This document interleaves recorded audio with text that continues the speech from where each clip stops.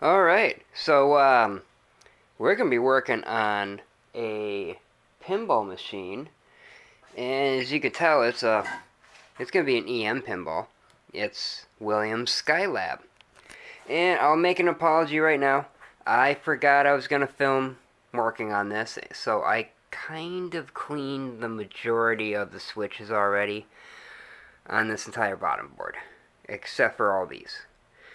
So we'll finish up these last few banks of switches here and then move on to the rest, which is going to be the head unit. I know it's terrible lighting. I'll have better lighting when we're filming it.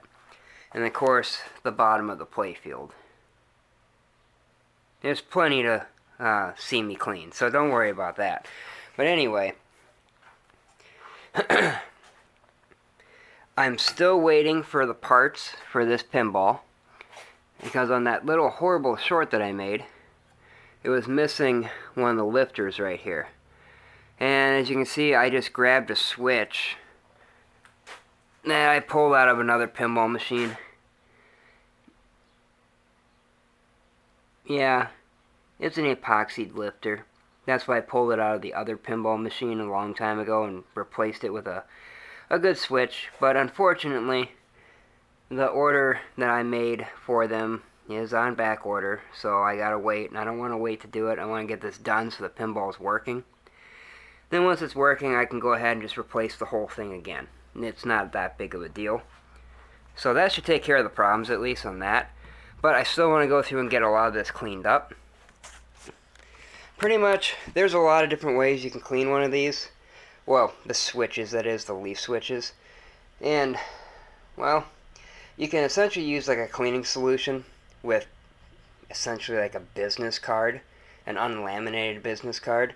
That does work sometimes. You can also use a jeweler's file.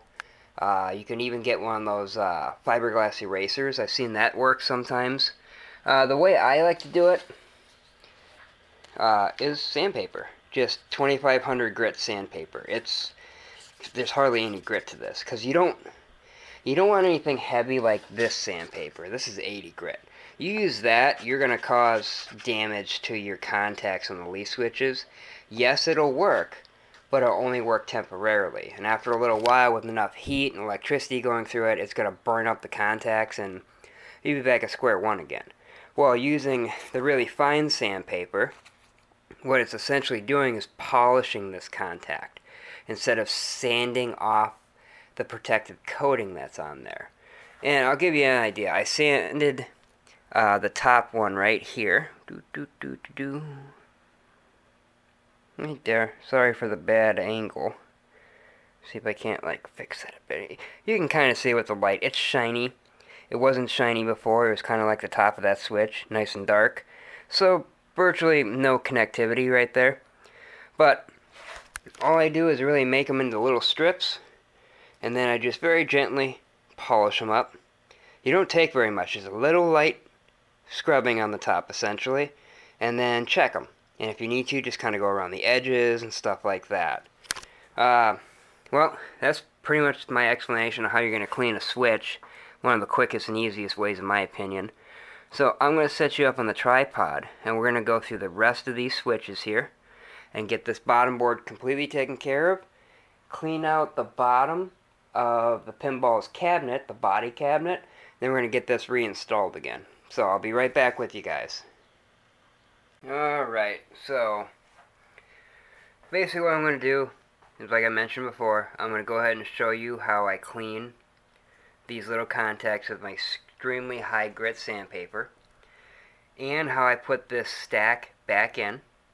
Once that's done, I'll save you guys all the trouble and the hassle, and I'll just clean the rest of these switch banks, or stacks I mean, off camera, just because after seeing one you're going to see them all.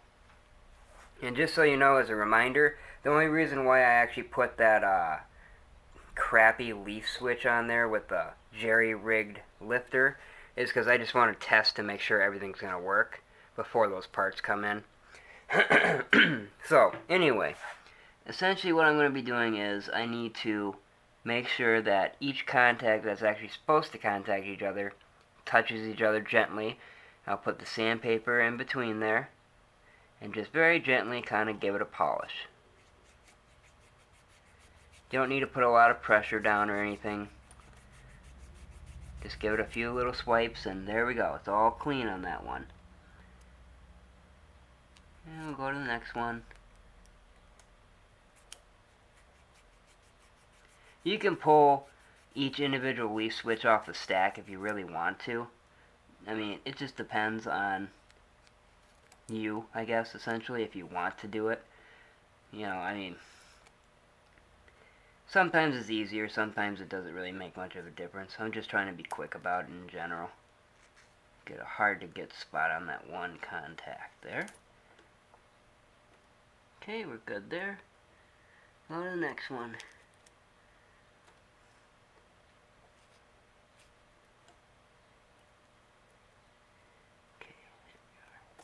Oops. You gotta get a good grip on it. That's why sometimes just taking the stack apart is easier. You just gotta make sure you remember how it's supposed to go back together. It's typically really easy to put back together, especially with machines this old. The wires are kind of stuck in a certain way.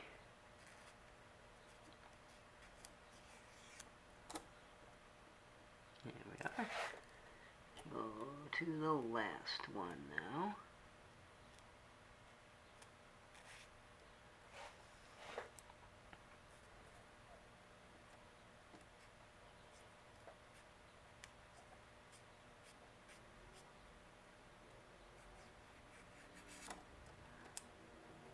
Alright, there we go. That one's clean now too. Now, I mean, sometimes you can go ahead and go back and forth a bit when you do it, but most of the time all you really need to do is get a good clamping and just give it a nice straight pull back. Maybe even like angle the paper a little bit and pull back just to get the whole thing. And it cleans it up pretty good. So, you don't have to go hog wild because again, you don't want to take that lamination or that coating off of the contacts. That'll just cause it to corrode, rust, or just get extremely dirty or burnt up a lot quicker, and you'll be back in here sanding it almost every month, and it's just not worth it. You know, I've already made that mistake myself, so just don't do it. Save yourself the headache. Alright, now that's done, all we gotta do is line up the screw holes with the screws. That's the first step to this whole thing. And then we can line up the leaf switch with the little roller. There we go. So, we'll just gently snug it in place. We don't need to tighten it all the way down yet because we want to make sure that all our leaf switches are square, nice and straight, and they're on the roller properly, the whole nine. After I get the rest of these stacks done, I'll give you a close-up view on how to kind of make sure that the leaf switches are adjusted properly, so whenever these wheels spin and they lift up and raise down, all the appropriate contacts are making contact, and the ones that aren't supposed to be making contact aren't making contact. So get that cranked in there. Yeah, she's snugged up pretty good where I can line it up.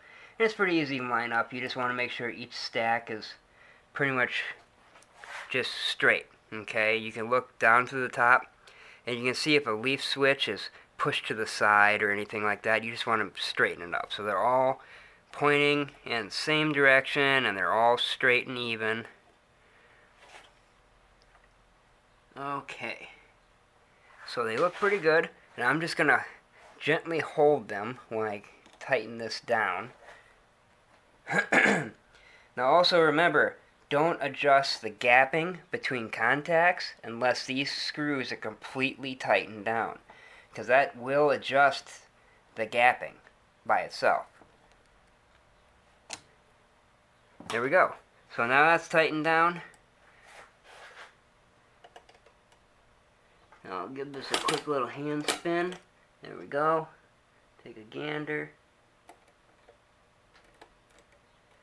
I'll lift this up to the height that the wheel's at for where it actually pushes the switch tabs up, and just make sure that all the switches are contacting at that height and that all the switches are contacting when it hits the notch. And again, you're going to see this in a little bit what I'm talking about. Okay, we're good. They're all in line. It's all tightened down. They're all clean. So I'm going to go ahead and do these last 4. And then we'll come right back and I'll show you what I was talking about by spinning this around and making sure your gappings are fine. And we'll go on to the... we'll go on to the cabinet, clean it out, and get this bottom board put in there so we don't have to worry about it. Then we'll move on to the head and the playfield. See you in a little bit. Alrighty, well, we got all those switches taken care of. They're all realigned and they're looking good. So, like I said before, I'm going to go ahead and show you quickly how this kind of works a little bit. Now, I'm not going to lie, I don't remember the name of this entire assembly, like a bank reset thing or what, I don't remember. If you remember or you know the name of what this assembly, the entire thing, the whole motor and all the different discs and stack switches are, put it in the comments so other people can get the education they deserve, because I obviously can't remember right now. Brain farting majorly. But either way, whenever you do certain actions in the pinball you're playing, for example, let's say you hit the start button or a coin switch or whatever, this motor is going to activate, and then it's going to cause all these wheels to spin. It's a little hard to do.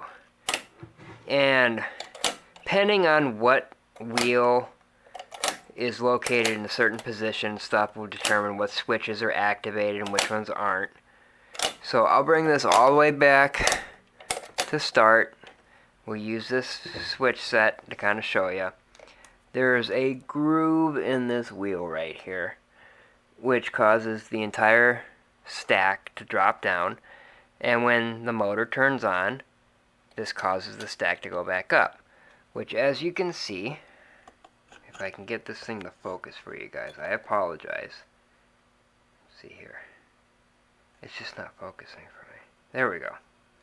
Good enough, I guess. But as you can see, as the wheel will go around, it's going to cause this to go up, which will allow certain switches to contact other switches. And when it goes back down in this groove, it'll also disconnect and connect other switches as well. All these switches here basically correspond with various actions on the playfield, the back glass, and of course things down here on the bottom board. It's essentially like a timing unit.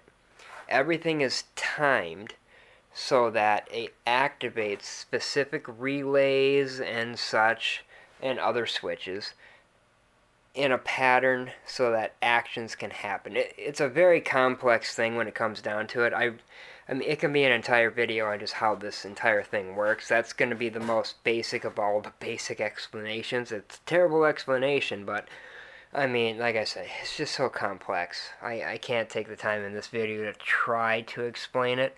Even I can't fully explain it all. It's just more like I understand the general idea how it's supposed to work.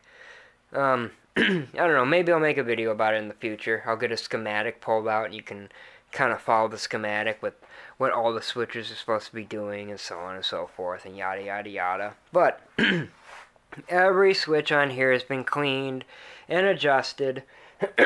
So, I mean, in all theory, the bottom board should be working 100%. Again, that's not really that great. That's just temporary so I can make sure everything's working properly and the timing's proper. And once I get the proper lifters, I'll get these replaced here, especially that one, so this game can be sold, essentially. Won't sell it without that being replaced. I didn't show you, obviously, because I already had it done and forgot I was supposed to film this, how to clean these relay switch stacks, but it's really easy to do. Just put your cleaning or sanding device right in between each of these contacts, and then press down the relay. And go ahead and polish it up. That's about it. As you can see, the top one, it's not connected, so when it comes to that, just close it. If you need to have a little additional pressure put on the switch for whatever reason, you can just take your finger and very gently push up on the switch, or take a little screwdriver and again very gently push up of the switch. You don't want to put a lot of pressure on it. You don't want to bend these leaf switches. It's just a pain in the butt to readjust so they're proper again, especially if you bend them all out of whack. Alrighty, so what we're going to do next is clean the bottom of the pinball's main body. It's pretty dirty. So we'll just vacuum it out quickly. Most of the crap's back here, but, you know, we'll vacuum the whole thing. Alrighty, so I'm going to set you up on the tripod. We'll get this vacuumed out quick, and once that's all cleaned up, we'll put the bottom board back in here and move on to the next part of this pinball. Alright, so we'll see you in just a sec. Alright, so got you all set up so we can clean out this cabinet here. I can go ahead and grab my vacuum and get it all set up for us to get this done. The vacuum is extremely loud, so we're going to make this a quick little time lapse. It's going to go from like, I don't know, 30 seconds it'll take me to like 2 seconds for you guys to watch. But we'll throw some pinball music or something up, I don't know. It's just too loud. Trust me, you're not going to want to hear this stupid vacuum. So let's get this clean real quick.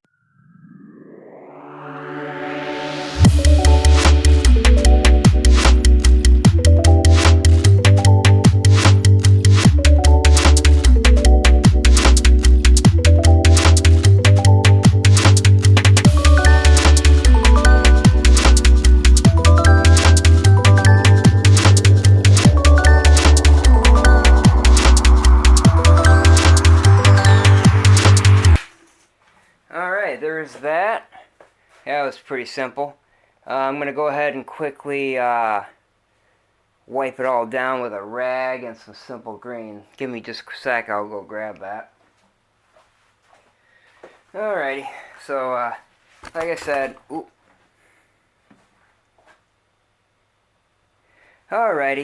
said, just take some quick little simple green and a rag. Spray the simple green right on the rag here. And we're just going to wipe the bottom down real fast. It doesn't have to be super fancy. It's just to get some additional little bit of dirt up and whatnot. And also to admit where I got this pinball from. It's, well, let's just say they didn't take very good care of their house. So it stunk a lot. And this pinball definitely smells like it. And I don't like it. So besides these little wipe downs I'm going to do, I'm also going to use my Ozone Generator. Once it's completely done and it's sealed up, and I will run that inside of it for, I don't know, I mean for the way it smells, I'm probably going to run it for like a good, I don't know, 4 to 6 hours maybe, something like that, because it's pretty rough in here, I'm not going to lie. I'm already feeling nauseous from it. Don't help any at all. Yeah, I'm not a fan of the smell of the simple green, to be honest with you, but I definitely prefer it over what's smelling in this thing right now. It's bad. It's also really sticky inside here too. We have to work on the lockdown bars, like locking mechanism, because it's, well, you can barely move it. It's so sticky. But okay, so the bottom has been cleaned out.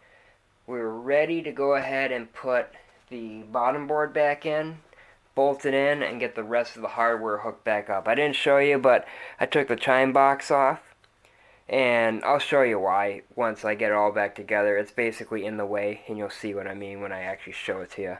So I'll be right back, and we'll get that bottom board set in place. Alright guys, so I got my wife out here to hold the camera for me so you can see the different little angles I'm going to need when it comes to putting this bottom board in and putting everything back together down here. So I'm going to go ahead and grab the bottom board. We'll get this bad boy slapped back in, get the 2 bolts in, and get it all wired up. So then when we put the playfield and the back box back on, we're good to go, ready to rock. So give me 1 sec, guys.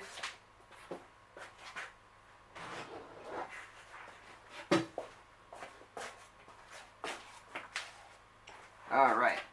Yeah, it's a lot easier to put these bottom boards in when you got the playfield taken out, I can tell you that much for sure. So, one day I'll make a video on how to take these out with the playfield still in place, but essentially I just need to kind of gently drop it into place at this point. And then I need to line up all the holes. Once I get the holes lined up, then I can get it all bolted down. That front one's almost there. There we go. That one's an easy one to find. The light I have in the front, I can see it perfectly. This back one, a little more trickier to do. I ain't got a light nearby, so we need to just hope for the best. There's the bolt.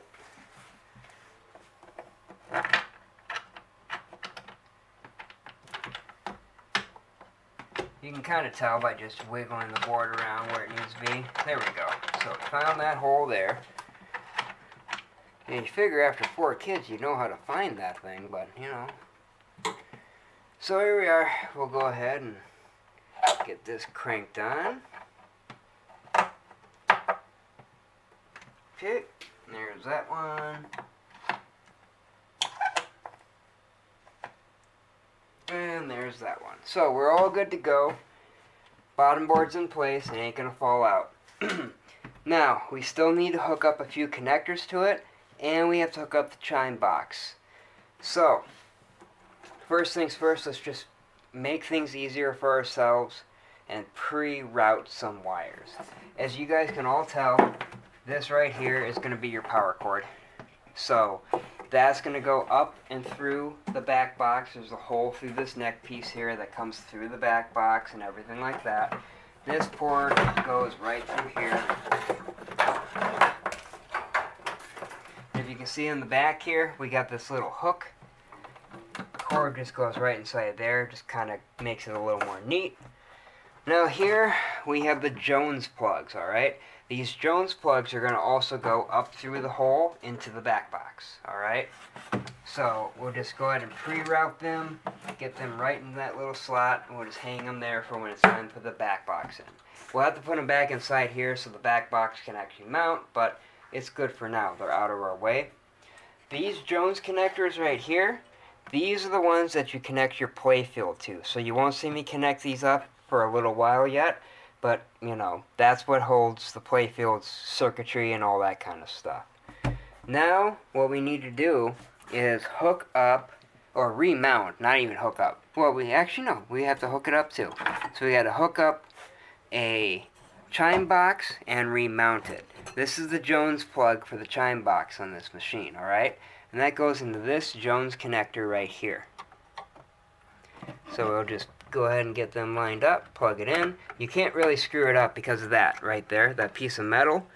That pretty much tells you how far you can go, because you can't turn this and get it in very well. So it tells you that metal goes against the part of the little wafer board that doesn't have the wire harness kicking off of it. So we'll get that plugged right back in. There we go. Now we're going to go ahead and hook our chime box back up. That's where all the coils are hitting our little chimers and stuff. I can't even do it with a finger. Can't even do it with that. By the way, you know what a chime box is. And this one's one of those little slide-on ones. We get the bottom screw lined up. Get these screws into the holes. And there we go. Then we'll take our Phillips screwdriver and get this mounted into place. Just make sure it's squared up.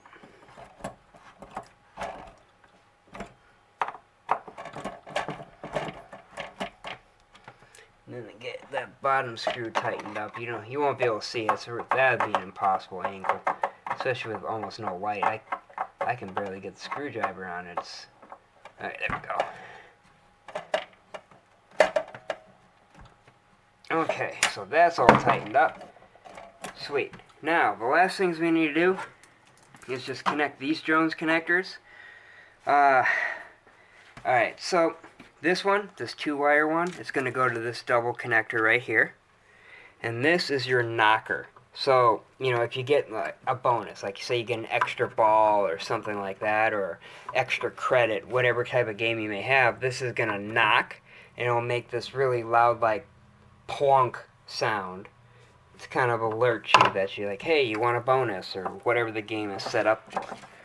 So we'll get that all hooked up.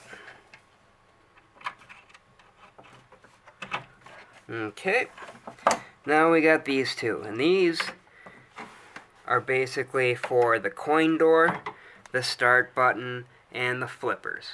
Oh, and of course this little slide and tilt bob.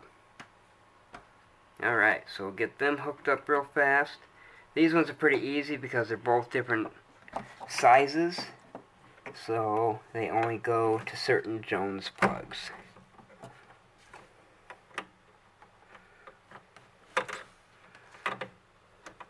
Yeah, if I can get her in there. My lighting's not that great. There we go. That might be it. There we are. Alright.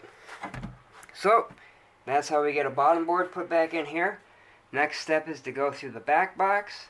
And then we got to do the play field. And after that's all done, we can put it all back together and test it out. So, we'll check you out in just a little bit here. Alright? See you soon. Alright guys, so we're on to the back box now of the Skylab. That's right. I'm working on too many pinball machines. I can't remember what's what anymore. Good news is, and I'll show you here in a little bit, I don't have to work on the playfield. All the switches and everything are fine. I already went through with a feeler gauge, I checked all the contacts, and they're good to go. To be honest with you, I probably don't even have to go through this back box. I'm just doing it just because. The biggest problem was that little lifter that we had, so that should be all we need to worry about repairing, but we're going to go through and clean a little bit of this up anyway. I already have 3 of the 4 score reels removed.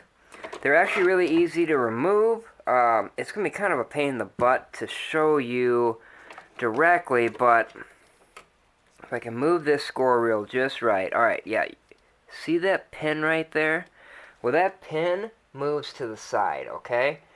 And when you pop that to the side, you're able to pop the back up and then slide the front up, alright? And that's what causes the score relay to come out. So I left one in here. Basically, you're not going to be able to see very well, but I'm pushing the pin to the side right now, and then the back is going to pop up, and then you're going to take the bottom and push it down, and it comes straight out. And there we go. We got our score relays. So what we're going to do is we're going to go through and just clean these little leaf switches here.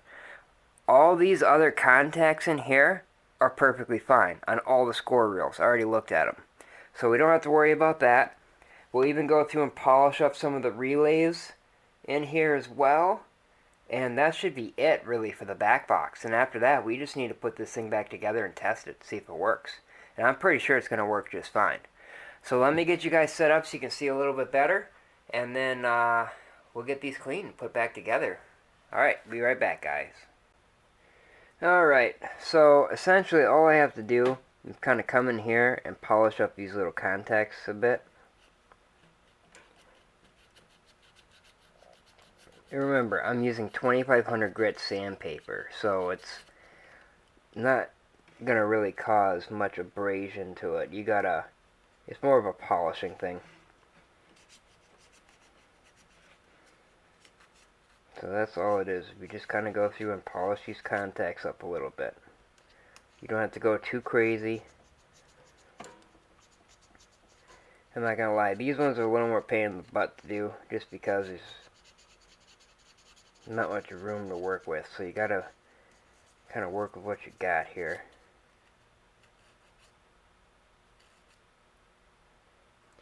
And just for safe measure, we'll go ahead and clean this one here.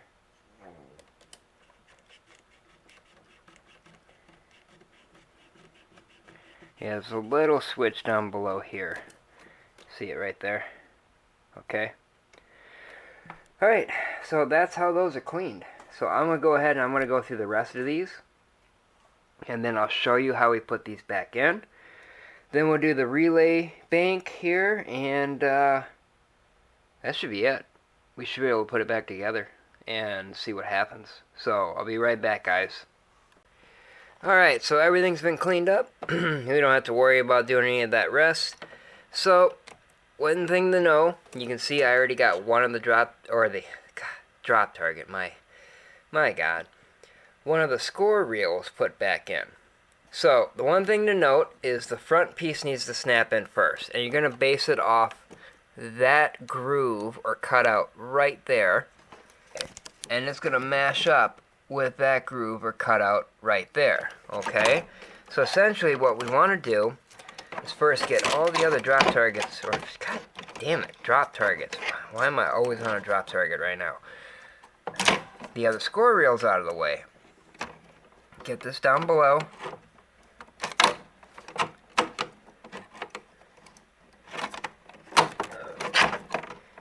If the other score targets or score reels were out of my way, it'd just be so much easier. Okay, so we almost had it there. There we go. Now it's in place. So from here, we can come to the back, take our little fancy pin right here, push it to the side and push this down, wiggle it around a bit. Sometimes it takes a bit, and there we go. We snapped it in.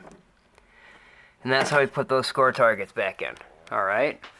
So, put you back in the fancy little bipod or tripod, whatever. Get the rest of these snapped back into place real quick. Well, sort of real quick. They're obviously being a pain in the butt for me. Some people will probably say go ahead and do the bottom one first. I mean, honestly, I guess it doesn't really matter. It's whatever goes in.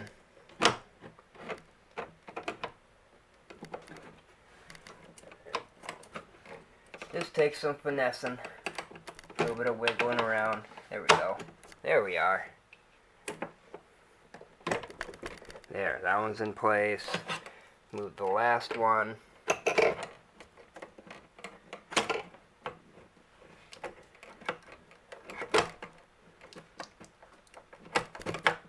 Okay. Okay, they're all in place. And if you notice, this score reel, it's not an actual score reel. It always stays at 0. That's the ones place. This game doesn't have a 1-point feature. It has 10s and above. So that makes sense that they wouldn't waste money and materials to put in a 5th score reel. This is perfectly normal. So now that these are installed and they're clean, we're going to go ahead and clean out the relay banks. And then from there, we're going to start putting this thing together. Alright, so we'll be right back. Alright guys, so we're on the relay bank set for the back box. Now I want to note, these two relays right here, you don't need to remove them to clean up the contacts on these switches here. You can essentially just keep them in place and do one of these numbers like I did with the bottom board. Push it down, give it a little bit of polishing like this, and just move on. Because you really don't need to do it too much. If you go too much, you can take that protective coating off, and that's going to cause way more problems. Not right away, but it will cause you problems. You'll be having to re-clean all this stuff probably within 2 or 3 months rather than a few years or a decade or more. Okay, so these ones are super easy to do, alright? Now, these ones are also easy to do. It's just because they're a double stack, it's going to be better if you go and remove them all. And they all have their own ground wire attached to each other, so you might as well just take all 3 out. And once all 3 of them are out, you can go ahead and just clean them quick. Put them right back into place, and you're done with that. So let's go ahead and get these taken off of here real fast, so I can show you how to clean these real quick like. I won't do all of them on camera, I'm just going to do one, just give you an example. And then I'll finish the rest up and we'll move on to building this game and seeing if it works just fine. Gotta get ready to sell it.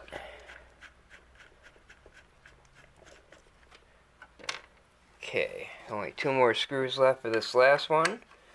And all these will come off. And yes, you can go ahead and, like, if you really wanted to, you can remove those ground wires, either desoldering them or cutting them, and then adding a new ground wire that goes across to each lug. It's whatever you feel like doing. I just don't want to go through all that work just for cleaning some switches. They don't even need adjustment, they just need to be cleaned. Okay, so there's that. And as you can see, now they're all free. Now that they're all free, I can turn them, move them around and everything. I'll do the same thing. Using the actuator arm right here, I'll pinch the switches closed, and from there, I'll just go ahead and polish them up with a little bit of pressure built onto them. Just like so. Move on to the next one.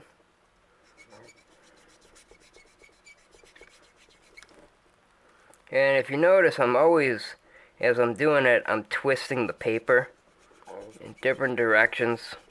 And that just makes it easier to make sure you get all the contact completely cleaned and polished up.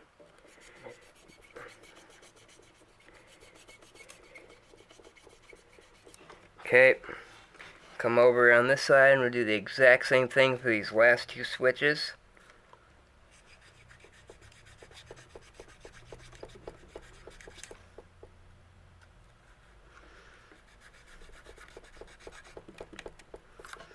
Alright, just like so. Alright, so now that's done. I'm going to do the other two. Then I'll get these remounted, and then you're going to see us on the next part, which is putting all this together. Alright, so I'll be right back. Let me get this done. We're going to put this game together, see what happens. Here we go.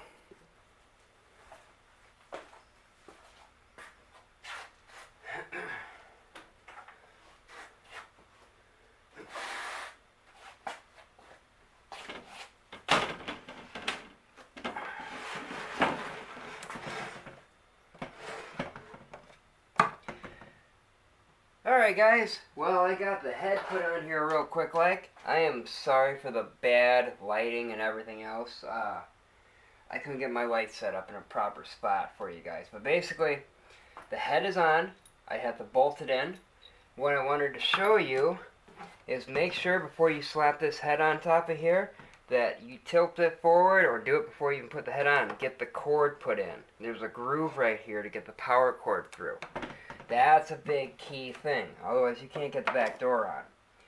Now what I like to do is I'll put one bolt in, and then I'll start to maneuver this thing around until I find that bolt hole, while keeping a hand on top of the pinball head.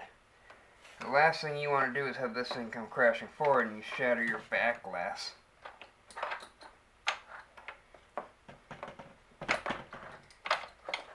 Takes a little bit of monkeying around, but once you get that honey hole in,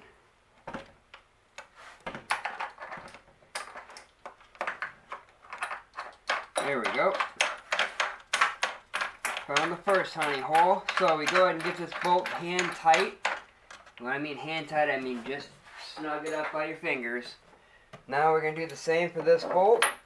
Try and get everything lined up. Look at that, right in. Level it out. You want to make sure this is nice and level with the neck, okay? So we get that bolt hand tight as well. You take our wrench or ratchet, whichever you've got, and crank it down. You want to make sure it's nice and tight so this head don't just fall off, especially if you move it anywhere. That's the last thing you want to have happen. Alright. There we go. So that head is not going anywhere. See? Now, the next step is to get the head attached to the bottom board. There's a couple of cords here with Jones plugs.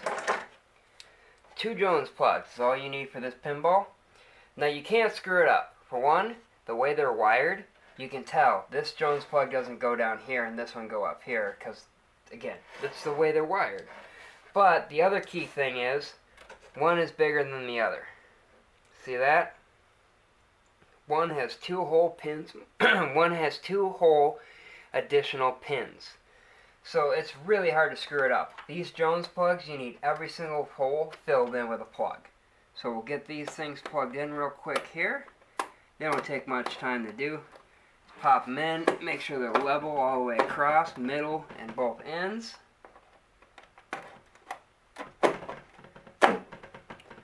There we go.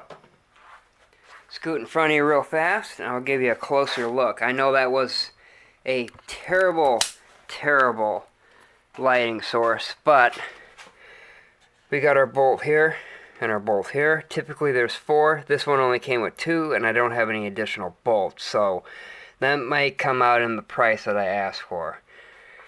Here are the Jones plugs connectors. As you can see, the way the wire is, or the harness itself, there is really no way to plug this in the wrong way unless you're literally making yourself plug it in the wrong way. Alright? So, that's how the head is attached. That's it. The next step is we're going to put this here playfield right inside the game cabinet.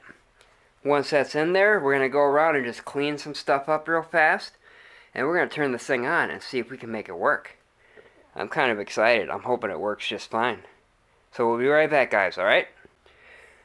Alright, guys, so now it's time to put in the playfield. It can be kind of a pain in the butt. If you're not very confident with yourself, make sure you have a second helper to help you put the playfield in.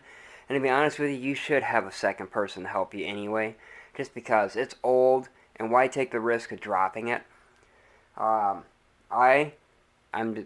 just dumb. I'm going to go ahead and do it anyway without a helper. So, I'm going to get this playfield set in.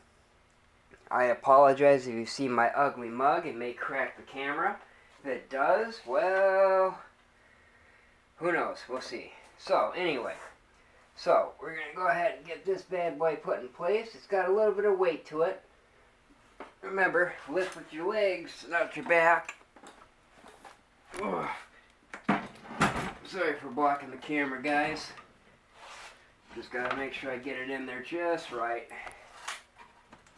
Slide this thing to the back, so it's as if it's just being set up. And we'll put the prop rod in. Okay, there we go. Prop rod's in. Playfield's in place. Alright. Now, let me get you guys set up so you can see just a tiny bit better. Alright guys, so that's the best angle I can get you. But what we need to do now is connect the 2 Jones plugs for the playfield to the bottom board. And the same thing goes for the back box.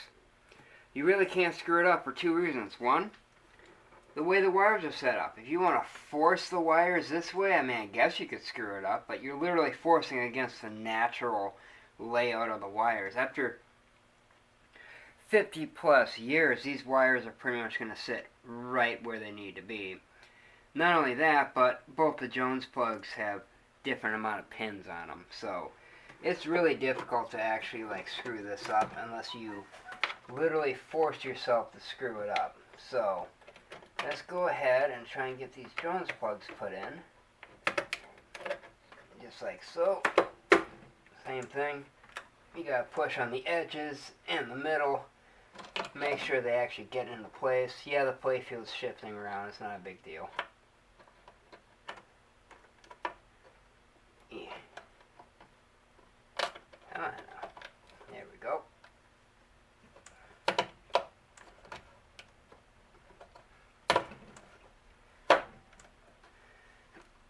Nice tight fits. And at the same time, you want to make sure that this is out of the way, so it's not hitting your relays and all that fun stuff. Alright, so the game is pretty much, for the most part, ready to go. We'll turn this light off. I'm going to move it out of our way. Grab the ball from down here. Oh, set the playfield up. Alright, let's see here. So, playfield is all set into place. For the most part, it's got to drop down a little bit more yet. We'll get this thing dropped in there. There we go. There's one side and there's the other. Get the ball dropped in. Alright, sorry you didn't get to see all that. Yeah, so I lined everything up here, and I went and I just dropped the ball right inside. So, now I'm going to span away for a second. I'm going to plug this in, and we're going to find out if it works. Alright, so here we go, guys. Alright guys, so everything's put together. Let's go ahead and give this a test and see what happens. So here comes the power up. Now, it's a Williams game, so you want to press the left flipper button to power it up. Ooh, there we go. It powered up. So that's a good start. Now, we'll press the start button and see what happens. Alright. Oh, that's a perfect sign. The drop target's reset all the way to 0. It kicked the ball out, and we're at ball 3. Let's see if I can't, like, give it a half-ass play. Oh, I'm terrible at this angle. I'm sorry, I'm at a weird angle with the camera, and I'm not going to be playing very well. I promise you that. Let's see what happens, though.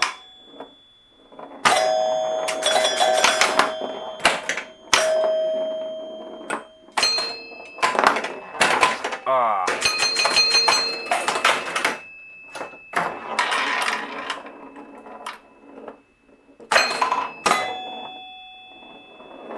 Oh, got extra ball right there.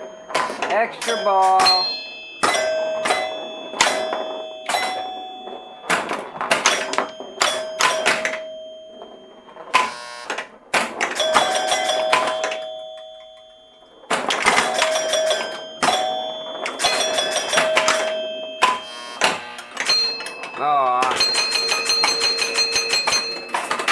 Alright, one more ball. Let's see what we can do here.